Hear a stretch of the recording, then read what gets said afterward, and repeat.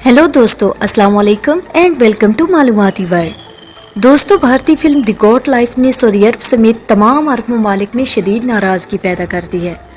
Saudi अरब ने कफील निज़ाम पर मबनी इस फिल्म के बाद इतना सख्त रद्द-ए-अमल दिखाया कि उन्होंने फिल्म में कफील का किरदार अदा करने वाले अदाकार पर पाबंदी आयद कर। आइए आपको बताते हैं कि इस फिल्म में ऐसा क्या था जिसने सऊदी हुकूमत को इतना बरहम कर दिया। फिल्म द गॉट लाइफ सऊदी अरब के कफालत निज़ाम पर तनकीद करती है और सोशल मीडिया पर इस फिल्म ने रिलीज़ के फ़ौरन बाद ही धूम मचा दी। फिल्म ने अपने पहले हफ्ते में 1 करोड़ अमरीकी डॉलर से ज़्यादा का कारोबार किया। इस फिल्म के बाद खलीजी ममालिक में भारत के खिलाफ गुस्सा भड़क उठा और सऊदी हुकूमत ने फौरी तौर पर फिल्म में कफील का किरदार अदा करने वाले अदाकार पर पाबंदी आयद कर दी, जिसके बाद सोशल मीडिया पर एक नई बहस का आगाज़ हुआ। नेटफ्लिक्स पर दिखाई जाने वाली इस भारतीय फिल्म की कहानी ने सऊदी अरब में ख़ास तौर पर हंगामा बर्पा कर दिया है, क्योंकि इसमें सऊदी अरब के निज़ाम पर कड़ी तनकीद की गई है। इससे खलीजी ममालिक में भारत के हवाले से शदीद गुस्सा पाया जाता है और ये महसूस हो रहा है कि इसका असर भारतीय वज़ीर-ए-आज़म नरेंद्र मोदी पर भी पड़ेगा। मोदी को अरब ममालिक से सरमायाकारों के जाने का ख़तरा है, जिसकी वजह से उनके चेहरे पर परेशानी अयां है। द गॉट लाइफ 2008 के नावल अदी और जावेदम पर मबनी है, जो नजीब मोहम्मद की हकीकी ज़िंदगी से मुतासिर है। पहले इस कहानी को नावल की शक्ल दी गई और फिर इसी नावल पर मबनी ये फिल्म बनाई गई।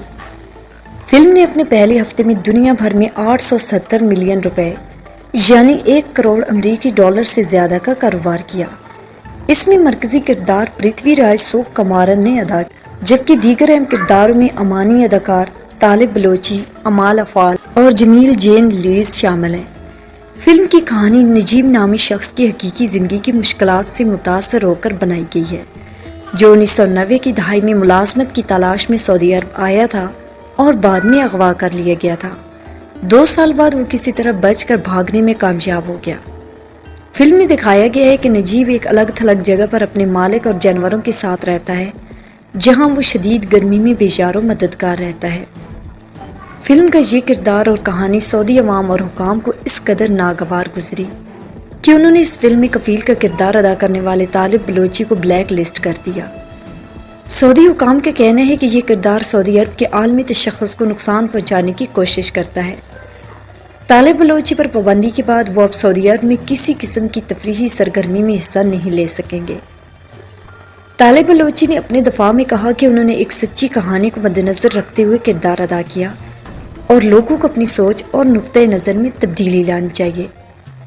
इस तनाज़े ने सऊदी अरब और भारत के दरमियान सफारती ताल्लुकात पर भी असर डालने की तरफ तवज्जो मबजूल कराई है। फिल्म साजों ने फिल्म के आगाज़ में वजाहत की थी कि उनका मकसद किसी कौम, मुल्क या नस्ल को नुकसान पहुँचाना नहीं है, लेकिन इस बयान के बावजूद फिल्म ने सऊदी अरब और दीगर अरब ममालिक में शदीद रद्द-ए-अमल पैदा किया।